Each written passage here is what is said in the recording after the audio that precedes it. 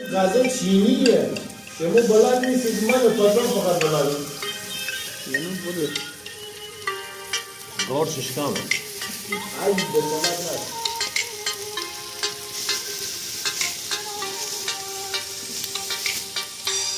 غذا سوشی میگم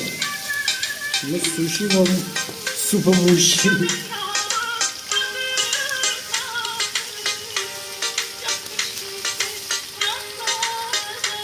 جمع باید فیلم برداری آقا فیلم برداری فیلم برداری ممنون اما دوستان راز موفقیت امیدوار برید جمع باید این فیلم آقا بس کن بس کن یا تبودی کن